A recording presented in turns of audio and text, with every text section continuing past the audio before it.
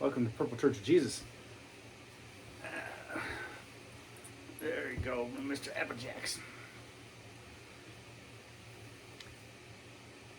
Yeah, where we all are welcome. All are needed. All are beautiful and worthy and loved. Just as we are. Most of all of our dogs too. What you got there? A little sticker? There. Okay, so let's do this. I was working on a new poem that I didn't finish yet.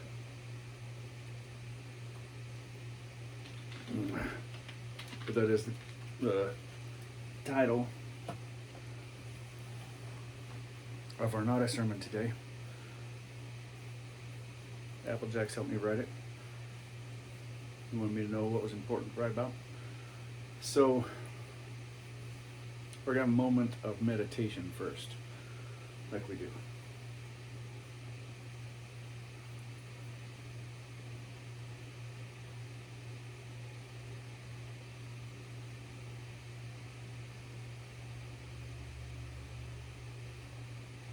Let's make a blaze, Applejacks. All right, yeah, I was going to write I'm working on a poem. It's called One Not Done. And you know that phrase, one and done? It's based on that. Like, do one and you're done. It's like a play on words, but let me get a little pillow here. A couple of them. Yeah. One for me, and one for my Applejacks. Here you go, buddy. Do you want a little pillow, or is that going to be uncomfortable? Okay, so yeah, one, W-O-N, semicolon, not done. Like, okay, you won, but that ain't mean you're done. That's what it's about. And that's the title of this Not a Sermon, which will probably be a little bit more of a sermon-y, not a sermon. But I wanted to start tonight's Not a Sermon by reading from Matthew 25, verses 14 through 30.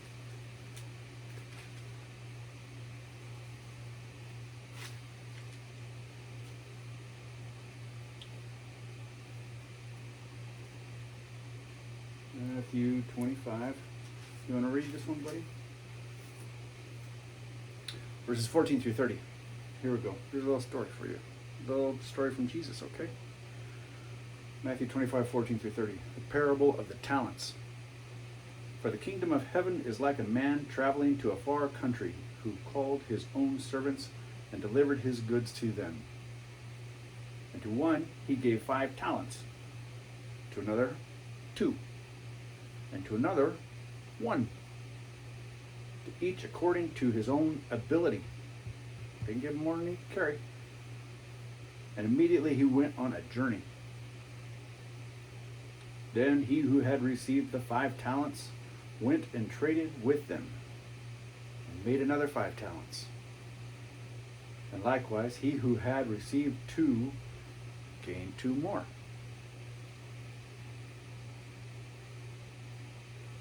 Where did I go? Yeah, gained 2 more also. But he who had received 1 went and dug in the ground and hid his Lord's money. After a long time, the Lord of those servants came and settled accounts with them. Hey, buddy, we got a few more to go. Let's see. Turning the page with a little bit of help from my buddy.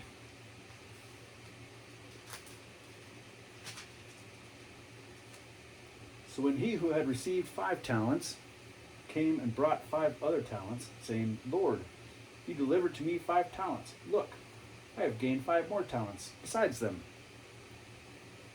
His Lord said to him, Well done, good and faithful servant. You were faithful over a few things. I will make you ruler over many things.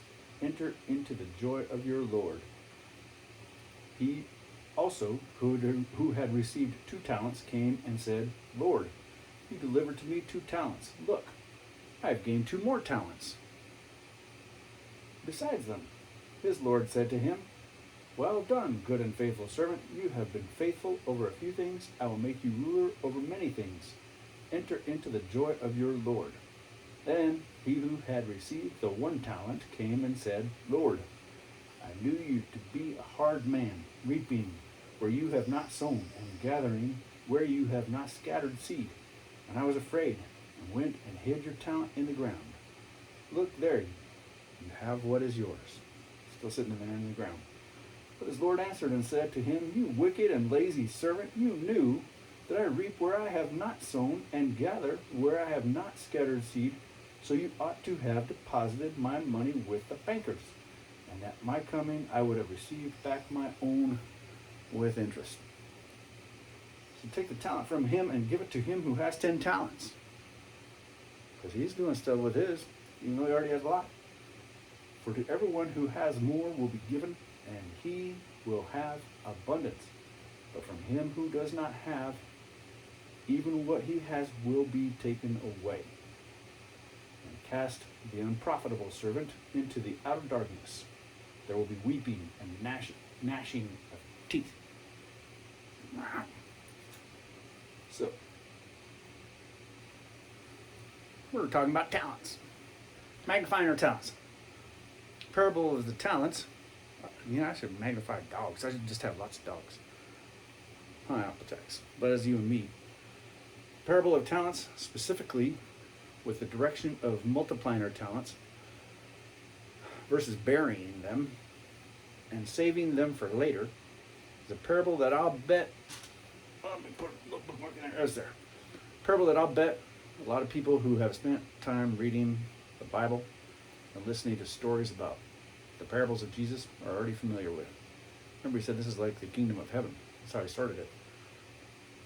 I remember hearing this same parable of the talents from that time when I was a little kid going to Sunday school. But from then until now, I had always thought of a talent being purely about what of ourselves we have been given in character and abilities and heart that we are able to bring forward and multiply. And it is about that, really.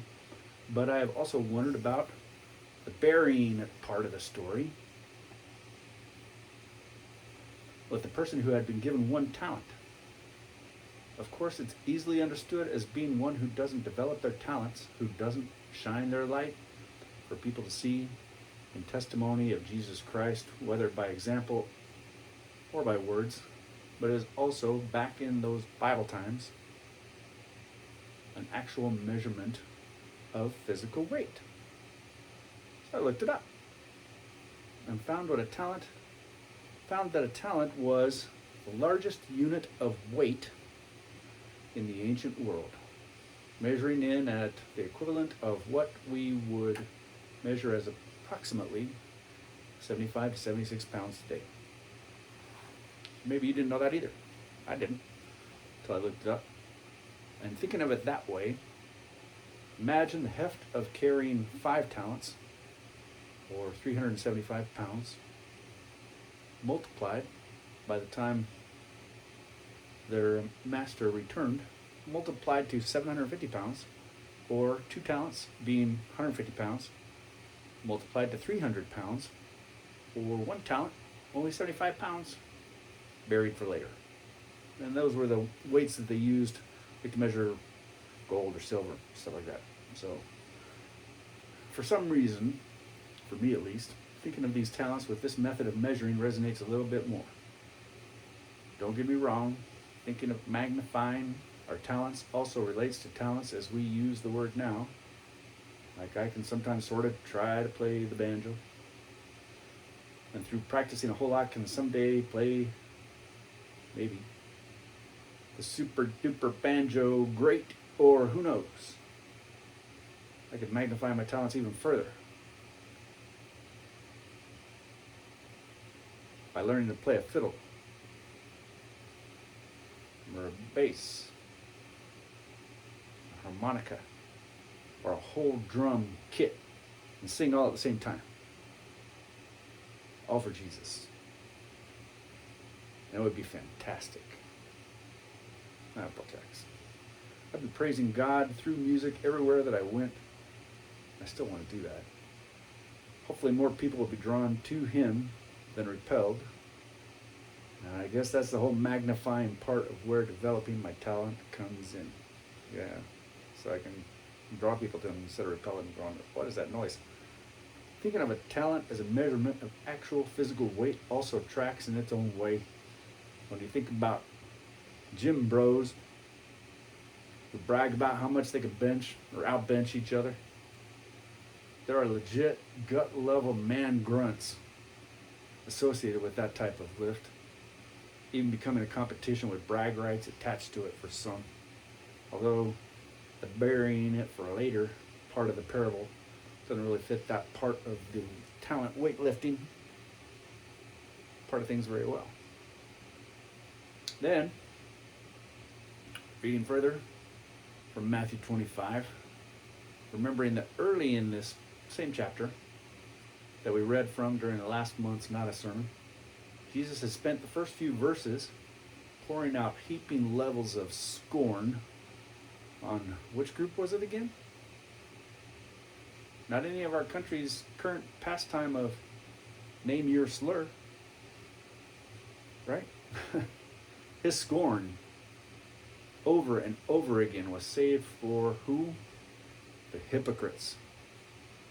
For some reason in our Christian nation, it's interesting, Christian nation, you hear people like to call this as a Christian nation, using the same words. Christian nationalism is not at all Christian. Nonetheless, we're talking about a Christian nation. But know the difference between those two. They'll try to pass one off of the other. They're polar opposites, pretty much. It's like Satan's half-lie version of Christianity. You know how he would like tell some truth and then throw a lie and make the lie more palatable by putting a little bit of truth around it. Kind of like imagine you put like some poison pill in a little sugary treat or healthy treat. You're like, hey, that looks good. Like, who was it? Snow White with the poison apple. Hey, that apple looks good. That's the apple thing. Anyway, you get the point. Christian nationalism is like Satan's version of a Christian nation, or being Christian, period. Not the same thing. So, for some reason in our Christian nation, big surprise, there are still gobs and gobs of slurs to choose from. Which flavor will it be today? Any of the racist variations about people of color, hate juggled like nod and wink hot potatoes in the air for long enough to capture our nation's attention, then deny, pleading absolute innocence. Sound familiar? If it doesn't, you're not paying attention. Intentionally or not paying attention. Or people who are freely and routinely called illegals without any embarrassment or shame, right out loud, as if illegals is even a word, which any astute English teacher, English after all being important to speak correctly, at least by people who say it's our nation's official language. Use it correctly then if you want to say it's the official language. Illegals, it's not a word. English teachers can tell you at a starting point that illegals is not a noun, it's just a made-up hate word. In English, at least. Just plain old code for that same old dehumanizing racism. Just like the anti-LGBTQIA plus or DEI hate words for everything other. There. For everything other than ... Fill in your own blanks. Let's read Matthew 25 in that same chapter, verses 35 through 40.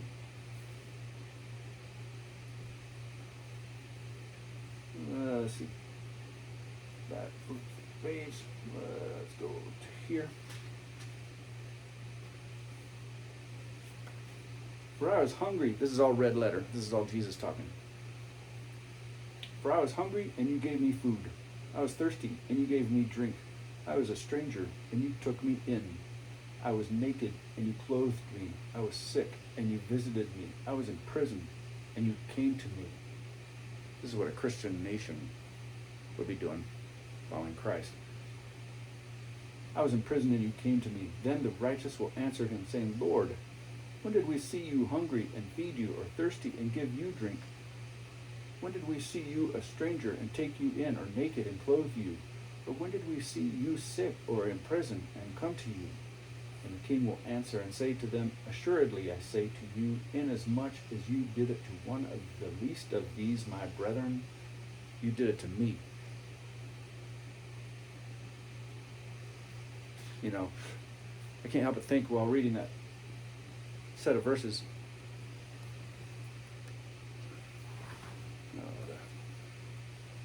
why is it controversial? The Epstein files. Why is that difficult to prosecute? Inasmuch as ye have done it to the least of these my brethren, ye have done it unto me.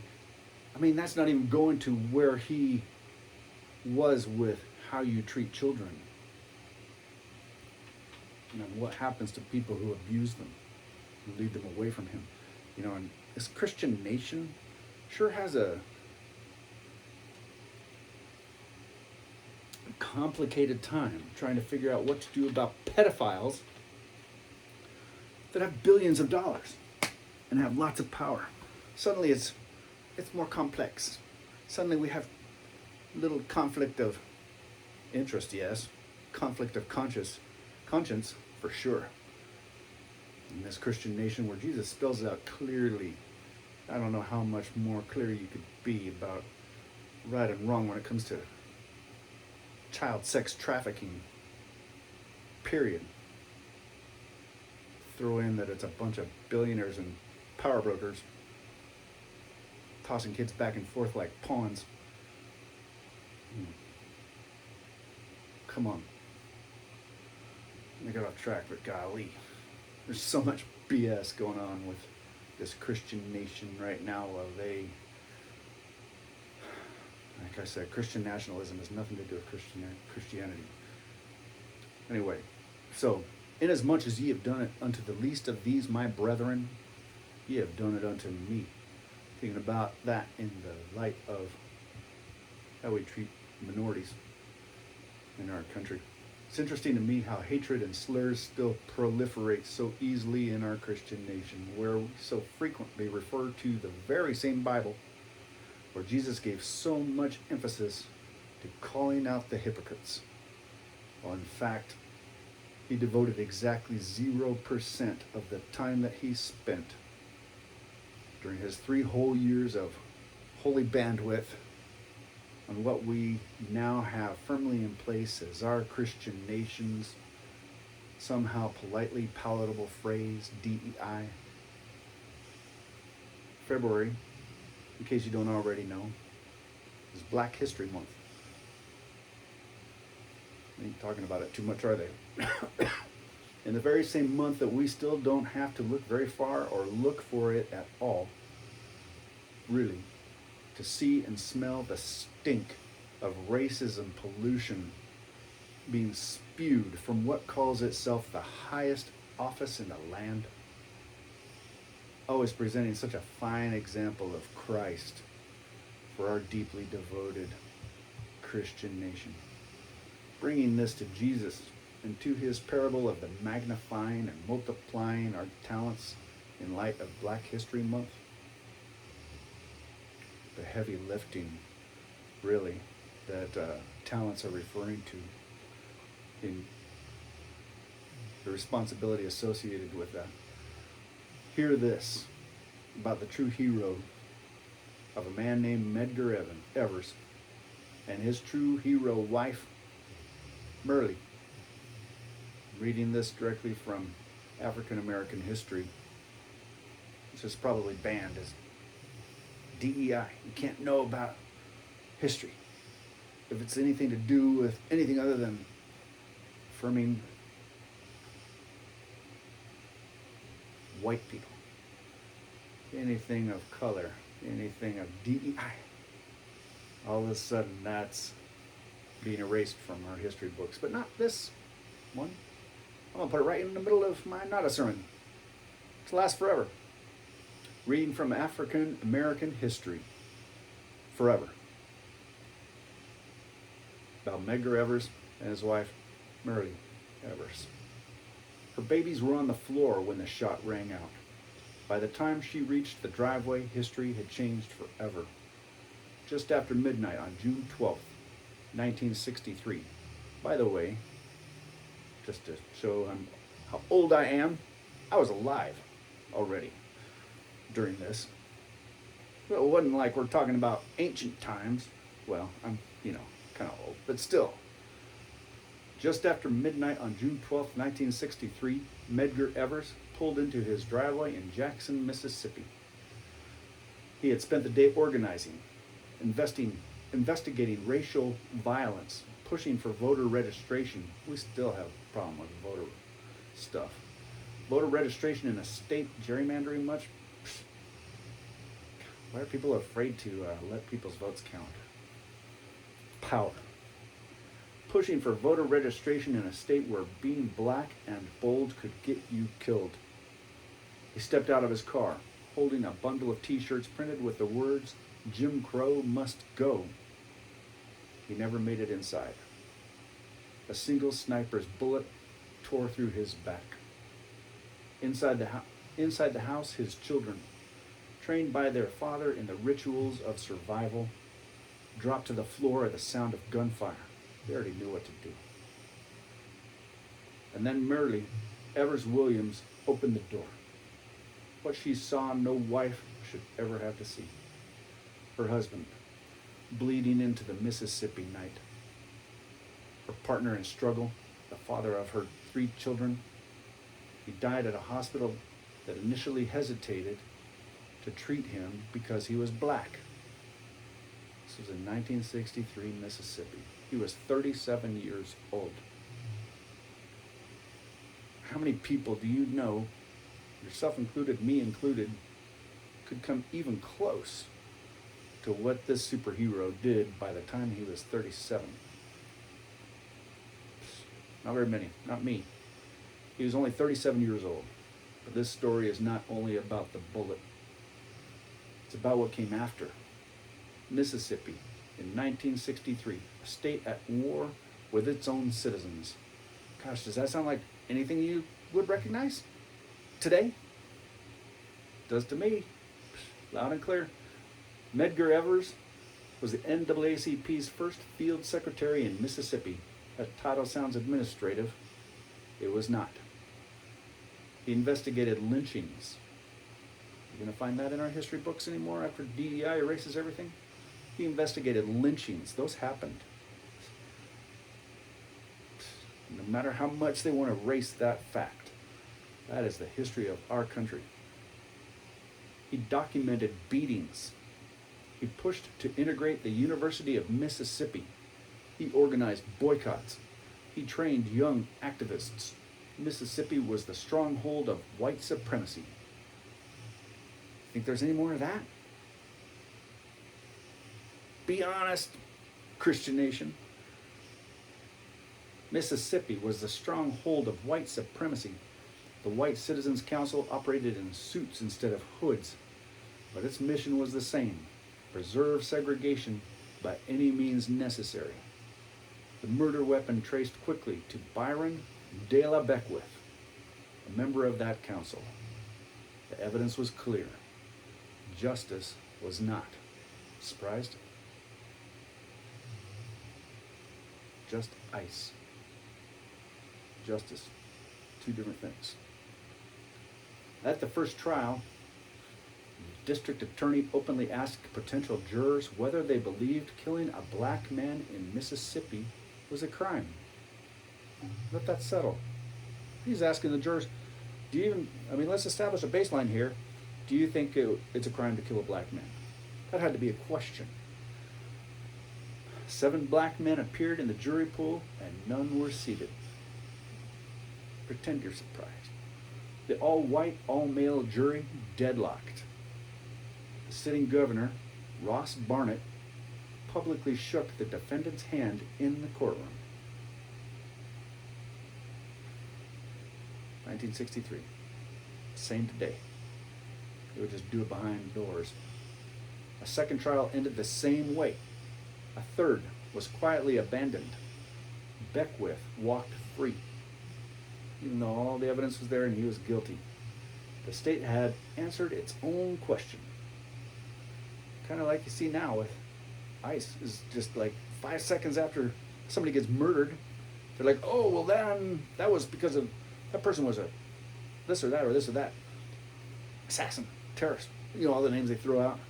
And then they're going to do their own investigation, their own internal investigation, and what do you know? Nobody's ever convicted, nobody's ever found guilty of anything. The state had answered its own question, just like today. Grief as resistance.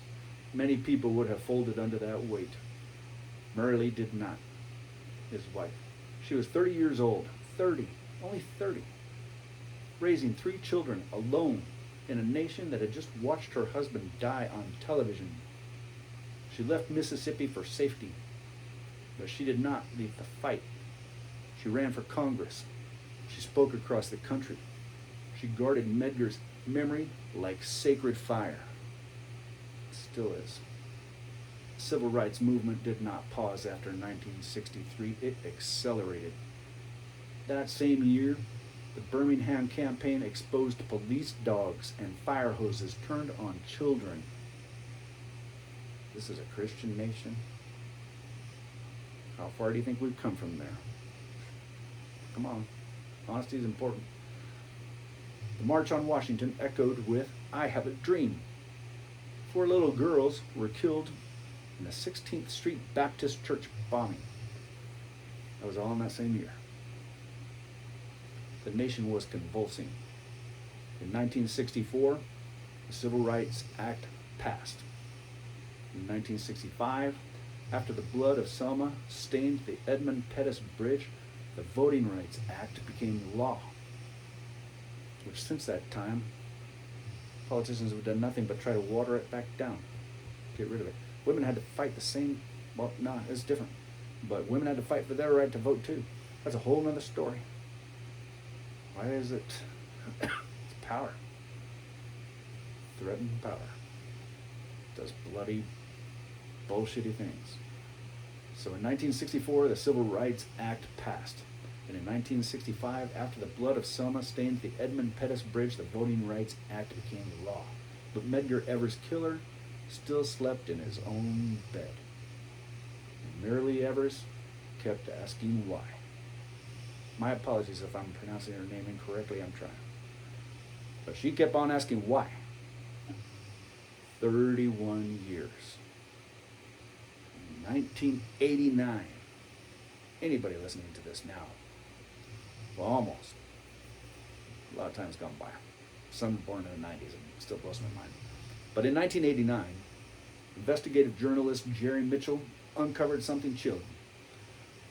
The Mississippi Sovereignty Commission, a state agency created to undermine civil rights. Let that sink in. A state agency created to undermine civil rights. Does that exist today?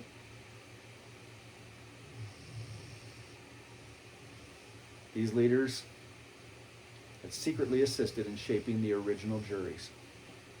Go figure. Look at anything from DOJ regarding Epstein files today. Oh, there's nothing shady going on there. And you get nothing but straight answers and honesty there.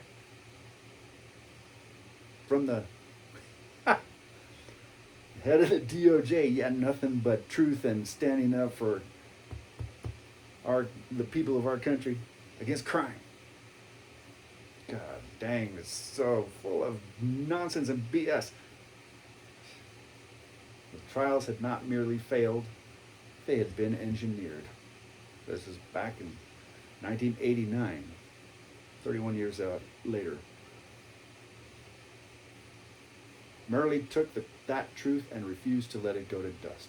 This is the truth of the state agency that had been created to undermine civil rights leaders, which had been secretly assisting in shaping the original juries. So Medgar Evers' wife took that truth and refused to let it gather dust. She pushed prosecutors. She knocked on doors. She invoked her husband's name like a summons. I love that. She's badass. That is so great.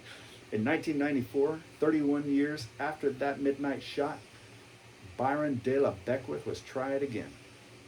In 1994, from 1963 to 1994, finally was tried again.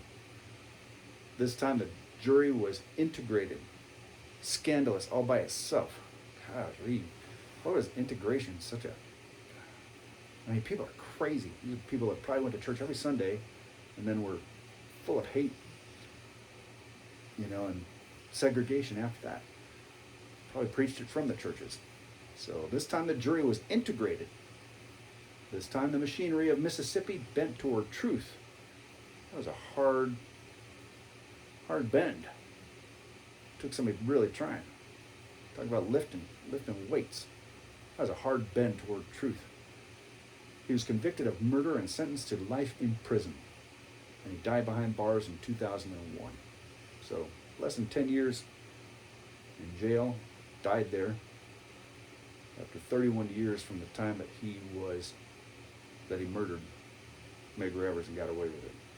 So he died behind bars in 2001. 31 years. Think about what it means to carry grief that long and never let it turn into surrender. The arc of her life. Myrlie Evers would later become chairwoman of the NAACP, the very organization her husband served. In 2013, she delivered the invocation at President Barack Obama's second inauguration, the first woman and first layperson ever to do so. 50 years after kneeling beside her dying husband, she stood at the Capitol and prayed over a nation. That is not a coincidence. That is the long arc of black struggle. From Reconstruction betrayed, to Jim Crow enforced, to freedom riders beaten, Medgar Evers shot in his driveway. And still, the movement pressed forward. Because black history is not just the story of what was taken. It's the story of who refused to let the taking be the final word. What she did next. Myrlie Evers did not allow her husband's murder to become a closed chapter. She turned private devastation into public demand. She taught her children that their father's life mattered. She taught Mississippi that time would not erase accountability. And she taught America that justice delayed can still be claimed if someone refuses to stop knocking. So great. Her strength was not loud. It was enduring. And endurance in the black freedom struggle has always been revolutionary. Her children were crawling on the floor when the shot rang out. But their mother stood up. And she never sat down until justice did. That's just the best, and I give all of the credit for that whole story that was written by, appeared on African American History. So look that up, African American History. This is Black History Month, so there's a million stories that you probably have access to if you haven't seen or heard anyone talking about Black History Month. Do some research, look it up. But there's one story for you, and that was from African American history. So, golly, that's so inspiring. It's so great, so great. That's the greatness that I love. I recently found a great t-shirt that says, "Never argue with somebody John Brown would have shot." So great. I'm going to read it again. Never argue with somebody John Brown would have shot. And if you're someone who, just like me, a few years ago, went all the way through school and life so far without even knowing of that there was an anti-racist guy back then named John Brown, I suggest that you look him up and do some homework, like I had to. When I began this kind of sermon-y, not a sermon, by quoting from Matthew about multiplying our talents rather than burying them, and then the heavy lifting that referring to talents really meant back in those Bible times, I'm hoping to convey that our work here is not done. I love listening to worship music. I love it. Christian music. Almost all the time. I'm serious. I've always got it playing. I truly love it so much. It's all I ever want to listen to. But while listening and singing along with all of the praises and gratitudes and feeling the love and salvation of Jesus, which there's so many great songs, it's absolutely spectacular to feel and to sing. And by the way, still, I hardly ever hear songs about what to do next. Maybe we need a song about that heavy lifting that we've been called to by magnifying our talents rather than just burying the heavier stuff to be kept safe for later. That's not what Jesus asked us to do. He got mad when somebody buried their talent, buried that heavy lifting. He gave that talent to the one that was carrying the most. Medgar Evers and his very strong, very capable, very determined wife, Myrlie Evers, did not shy away from any of the heavy lifting that they both absolutely accomplished. They didn't hide from it, nor did they close their eyes with fear or shyness away from any of it, even when facing literal death. The three little kids falling to the floor inside so they didn't get hurt, knowing what they should do if they heard gunfire. 1963. Through the sacrifice of Jesus, paying the price for our sins with his blood, our redemption and our salvation by his grace, when we take his name and follow him, we have already won. W-O-N, won. But listening to what Jesus has said to us throughout his ministry, this is not a one and done. There's a whole lot more to this power lift we've been called to. Our time is now. We read about history in Bible times as if it's something that's no longer relevant. You can see parallels everywhere you turn in both ancient Bible times and in our recent country, the recent history of our own country. In 1963, I was alive when Medgar Evers was shot in his driveway with his kids hiding inside and his wife standing up and doing the heavy lifting. There's a whole lot more to this power lift that we've been called to.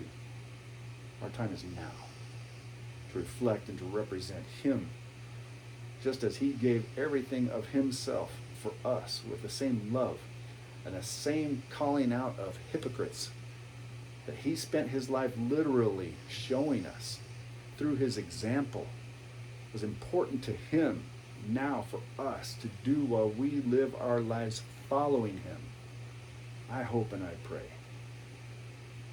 that who we bring of ourselves through this time that we have together in this life, this time right now, our own Bible times, our time in history, will be both in praise and worship of him, who we have felt so much love, sense of purpose, and direction from, with the absolute grace that was paid for with his blood.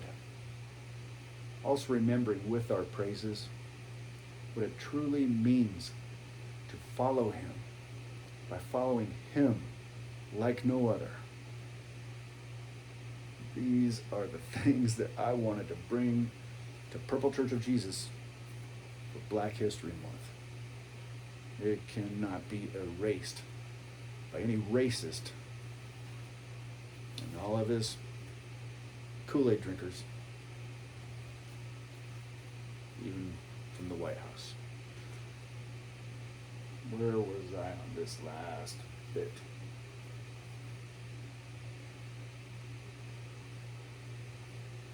Going back just a tiny bit for a second. There was something that popped out at me about the talents.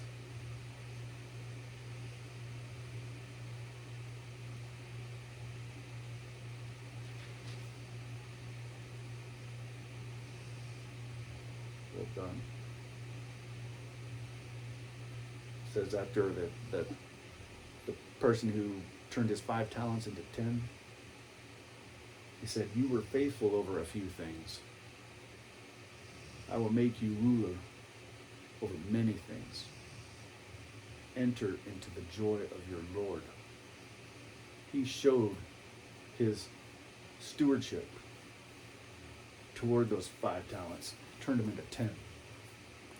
The Lord thanked him, said, "With this proving yourself of being responsible with your stewardship for those 5 talents, I will give you 10.